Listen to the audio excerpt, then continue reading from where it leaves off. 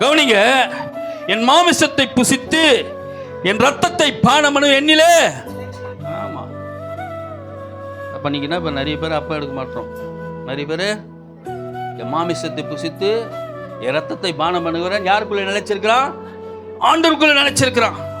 நீ நிலைத்திருப்பதற்கு ஒரு வழியை, அந்த நித்திய ஜீவனை சுதந்தரிப்பதற்கோ, அவர் வருகிற போது நீ மறுரூபமாக்கப்படுவதற்கும் தேவன் உனக்கு ஒரு வழியை வச்சிருக்காரு. அல்லேலூயா.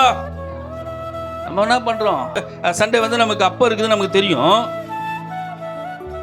ஒரு சில நேரங்களில் நம்ம ஆயத்தமா இருக்க மாட்டோம். என்ன சொல்றோம்? அல்லேலூயா. என் அப்பத்தை புசித்து என் ரத்தத்தை பானம் பண்ணுகிறவனுக்கு அல்லேலூயா, அல்லேலூயா. அதனால தான் ஞானசனம் எடுத்துங்கன்னு சொல்றது. அதனால தான் ஞானசனம் எடுத்துங்க. ஏன் ஞானசனம் எடுக்க சொல்றேன்னா, நீ தேவனை வந்து ஆராதிச்சுட்டு இருக்கிற, நீ ஆராதிச்சு இப்படியே காலம் கடந்துக்கிட்டே போகக்கூடாது. இப்படியே காலங்கள் போயிட்டே இருக்கக்கூடாது.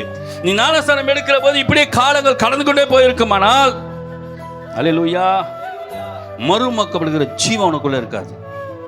அல்லேலூயா, அல்லேலூயா. அப்ப ஞானஸ்தானம் என்ன செய்யுதுன்னா, அவருடைய மகனா மகளா நம்மளை மாத்துது. பாவத்துக்கு மறுத்து நீதிக்கு பெயர்த்தெடுக்கிற அவர் அப்பத்திய ரத்தத்தை பானம் பண்ணுகிற போது கர்த்தருக்கு ஸ்தோத்திரம், நம்ம அவரை ஆராதிக்கிறது தான், அவரை துதிக்கிறது தான் ஒரு அங்கீகாரம் தான் ஞானஸ்தானம்.